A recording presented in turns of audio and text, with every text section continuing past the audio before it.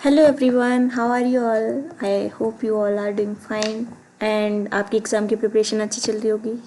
तो चलिए कुछ ही मिनट में हम अपने क्लास 10 की एक पोम को समझते हैं। Dust of snow was given by Robert Frost.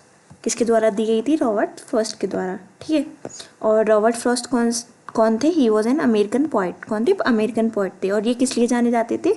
ये जाने जाते थे कि रूरल लाइफ जो होती है उसको क्या करते थे, ये अपनी पोइट्री में क्या करते थे, एकदम वास्तविकता के साथ बताते थे। ठीक है। और दूसरी चीज़ के लिए जाने जाते हैं कि जो अमेरिकन लैंग्वेज होती है उस पर इनकी अच्छी खासी कमांड थी। ठीक है। और जो उनकी पोइट्री का छोटा सा हिस्सा है हमारा ये डस्ट ऑफ स्नो। इसको अब हम रीड करते हैं बिना किसी देरी के। तो first stanza of our poem, the way a crow shook down on me the dust of snow from a hemlock tree. Okay, अब देखो इसमें दो साउंड मतलब भी कुछ तो कुछ सिमिलर लग रहा था हमको, जैसे कि क्रो एंड स्नो, है ना। ये कैसे दे रहे हैं? सिमिलर साउंड दे रहे हैं ना, इसीलिए इनकी रैम स्कीम ए होगी दोनों की। और मी एंड ट्री, ये भी सिमिलर साउंड दे रहे हैं, इसीलिए इनकी राइम स्कीम होगी बी एंड ब्री। अब इनका मतलब समझते हैं। द वे अ क्रो, जिस तरीके से क्रो ने शूक डाउन ऑन मी, मतलब कि शूक डाउन क्या दिखा रहा है? एक्शन दिखा रहा है। किसके action? Action of the crow. कि जो क्रो है हमारा वो ब्रांच पे बैठा है, उसने क्या करा? अपने पंजों के साथ क्या करा? जो डाली पे कुछ स्नो के पार्टिकल थे उनको क्या करा? हिला दिया। और वो पार्टिकल किसके ऊपर आके गिरे? वो पार्टिकल हमारे पोएट के ऊपर आके गिरे। ठीक है। कहाँ से हिलाया? From a hemlock tree. Hemlock tree क्या होता है? एक ट्री होता है जो मतलब कि ये नेगेटिविटी के लिए यूज हुआ है इधर। किसके लिए? नेगेटिविटी के लिए। और इससे क्या होता है? पॉइजन एक्सट्रैक्ट करते हैं, या फिर इससे हम क्या करते हैं? पॉइजन बनाया जाता है। एक बार फिर से पूरा स्टेंजा को एक बार फिर से रिमाइंड करते हैं कि क्या कर रहे थे जो हमारे पोएट थे, वो क्या कर रहे थे? हेमलॉक ट्री के नीचे से गुजर रहे थे, तभी एक क्रो ने क्या करा? शूक डाउन किया उसकी ब्रांच को, और उससे क्या हुआ? जो स्नो का पार्टिकल था वो किसके ऊपर आके गिरा? हमारे पोएट के ऊपर आके गिरा। ठीक है। तो फिर आके क्या हुआ? Has given my heart a change of mood. उस जो एक्शन ने क्या करा? मेरे पूरे दिल के मिजाज को बदल दिया। And saved some part of a day I had rued का मतलब ये नो ना, regret, held in regret. Okay. तो क्या करा उस मोमेंट ने? मेरे दिल का मिजाज चेंज कर दिया, और दूसरा जो दिन मैंने किस में, पछतावे में बिताया था, वो उसको बचा लिया। तो बेसिकली इसमें क्रो और हेमलॉक ट्री अलग सिंबलाइज करते हैं सॉरो, ओके, और दूसरा निगेटिविटी एस्पेक्ट ऑफ लाइफ। ठीक है। और हमारा हेमलॉक ट्री क्या शो करता है? हेमलॉक ट्री शो करता है डेथ। और हेमलॉक ट्री इसमें फर्स्ट एंजा में यूज़ हुआ है क्या? पोइट का जो मूड है वो बताने के लिए कि वो ड्यू टू सम रीजंस, उनके डे का कुछ रीजंस होगा, उसकी वजह से वो क्या थे? सैड थे। ठीक है। तो ये क्या शो कर रहा है? सैडनेस सिंबलाइज कर रहा है ना। दूसरा, ये भी निगेटिव चीज़ के लिए यूज़ करते हैं हेमलॉक ट्री को।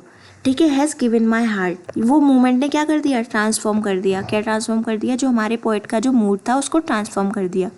पहले सैड था, उसको किस में ट्रांसफॉर्म कर दिया? हैप्पी में ट्रांसफर कर दिया, है ना। तो यही बता रहे हैं। तो इससे हमें क्या समझ में आया? पूरी पोम से इससे समझ में आया कि जो छोटे छोटे मूवमेंट्स होते हैं हमारी लाइफ में वो भी बहुत बड़ा इम्पैक्ट डालते हैं हमारी लाइफ में। जैसे कि छोटे मूवमेंट्स होते हैं, उनका हमारे पोएट का पूरा दिन मतलब कि किसी भी कारण की वजह से दिन खराब होगा, पर एक छोटे से किसके स्नो का पार्टिकल गिरने से उनका मूड कैसा हो गया? अच्छा हो गया। तो impact of the small movements in our life can transform our mood, can heal many thing. Okay. तो वही दिखा रहे हैं इंपॉर्टेंस। दूसरा क्या दिखा रहे हैं? दूसरा दिखा रहे हैं हमको कि जो नेगेटिव चीज होती है, जैसे कि क्रो और हेमलॉक ट्री नेगेटिव है ना दोनों, इनका भी कहीं ना कहीं क्या होता है? जब ये हमारे देखने के ऊपर डिपेंड करता है कि हम उसको क्या देख रहे हैं। पर क्रो और हेमलॉक ट्री दोनों अपोजिट वर्ड हैं, पर उन्होंने इनको कैसे यूज किया? एज अ पॉजिटिव वे में यूज करा है, एज अ पॉजिटिव वे दिखा रहे हैं उसको, है ना। तो वो बोल रहे हैं कि जो नेगेटिव चीज होती है उनमें कहीं ना कहीं क्या छुपा होता है? क्या छुपा होता है? नेगेटिव चीज में क्या क्या पॉजिटिविटी छुपी होती है।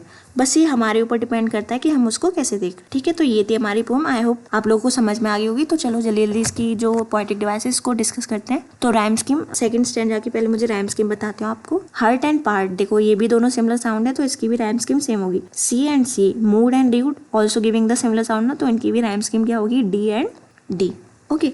अब चलो जल्दी से डिस्कस करते हैं पोएटिक डिवाइस को। पहली राइम स्कीम है, हमें पहले ही पता है फर्स्ट स्टैंजा की राइम स्कीम क्या थी? A B. सेकंड स्टैंजा की भी हमने पता लगा दी, C D and C D. दूसरा है सिंबोलिज्म। सिंबोलिज्म हमें पता है किसको? दो चीजों को सिंबलाइज करा है, क्रो को और हेमलॉक ट्री को। क्रो को सिंबलाइज करा है एज अ सोरो, दुख को दिखाने के लिए, और क्या? नेगेटिविटी, बैड ओमन मतलब नेगेटिविटी। हेमलॉक ट्री हमको पता है पॉइजन और सैडनेस। सैडनेस क्या? Mood off the poet. Sadness क्यों दिखा रहे हैं? मूड ऑफ द पोइट दिखाने के लिए। मेटाफर क्या होता है मेटा, फिर कंपेयर करना दो चीज़ों का विदाउट यूजिंग लाइक और एज एनीथिंग। तो डस्ट ऑफ स्नो को कंपेयर किया किससे, स्मॉल मूवमेंट से, स्मॉल हैप्पी मूवमेंट से, ठीक है। सिंडोज हमें पता है क्या है, एक छोटा सा फिगर ऑफ स्पीच का यूज होना जो क्या करे, पूरी बॉडी को एक्सप्लेन करे। तो इसमें हार्ट यूज हुआ है क्या, पूरा मूड ऑफ दी पोएट को रिप्रेजेंट करने के लिए, ठीक है। फिर दूसरी है हमारी इमेजरी। इमेजरी जब हम पढ़ रहे थे पोम को तो पैरेलली हमारे दिमाग में क्या चल रही थी, इमेजेस चल रही थी ना। हम उस चीज़ को इमेजिन कर रहे थे कि जो हमारा क्रो है वो क्या कर रहा है, शूट डाउन कर रहा है डाल को, और उससे क्या हो रहा है, उससे जो हमारा स्नो पार्टिकल है वो गिर रहा है। तो ये क्या कर रही थी, हमारे दिमाग के अंदर क्या कर रही थी, इमेज क्रिएट कर रही थी। कंट्रास्ट मतलब बिल्कुल अपोजिट आइडियाज। आप लोग को पता ही है क्रो और हेमलॉक ट्री एकदम नेगेटिविटी के लिए होते हैं, पर हमारी पोम में पोएट ने कैसे यूज़ करे, उसको पॉजिटिव इफेक्ट की तरह यूज़ करा है। फिर आते हैं इंजम्पमेंट। इंजम्पमेंट क्या होता है, मतलब कि लाइन का कंटिन्यू होना, सेंटेंस का कंटिन्यू होना या फिर फ्रेज का कंटिन्यू होना without any pause, without any comma, without any full stop. तो इसमें हम देख सकते हैं the way a crow Shuk down on मी, ना इसमें कोई कॉमा आया ना फुल स्टॉप आया, इसीलिए ये इंजम्पमेंट है। एलिट्रेशन क्या होता है, एलिट्रेशन हमें पता ही है, repetition of the same starting sound near by words, मतलब कि नियर बाय वर्ड्स का सेम साउंड आना, उसको क्या बोलते हैं, रिपीटेशन। क्या हो रहा है, रिपीट हो रहा है ना, तो इसीलिए एलिट्रेशन है। चलो कुछ मोस्ट आस्क्ड PYQ है जो कि CBSE ने पूछे, उनको भी जल्दी जल्दी डिस्कस कर लेते हैं। आप लोग वीडियो को पॉज करिए और अपने आप से सॉल्व करने की कोशिश करिए। तो first question of our important question is who is the poet of dust of snow. हमको बताइए कौन है, रॉबर्ट फ्रॉस्ट है। सेकंड, कौन सी बर्ड ने गिराई थी डस्ट ऑफ स्नो, बताओ, पिजन ने गिराई थी, नहीं, क्रो ने गिराई थी। Okay. From which tree did the dust of snow fall, कौन से ट्री से गिरी थी, हेमलॉक ट्री से। What change did the dust of snow bring, क्या लाई थी, मूड चेंज लाई थी ना, किसका, पोएट का। क्रो सैट ऑन द, कहाँ पे क्रो बैठा था, छत पे बैठा था, स्टोर पे बैठा था या फिर दीवार पे बैठा था, ऑब्वियसली ब्रांच पे बैठा था, किसकी ब्रांच पे, ट्री की ब्रांच पे। र्यूड का मतलब क्या है, हेल्ड इन रिग्रेट, मतलब कि पछतावे में व्यतीत करना, हेल्ड इन रिग्रेट। चलो दूसरे क्वेश्चन देखते हैं। पोएम टीचर्स अस क्या बताती है कि छोटे छोटे मोमेंट्स होते हैं वो बहुत बड़ी वैल्यू को कैरी ऑन करते हैं, ठीक है।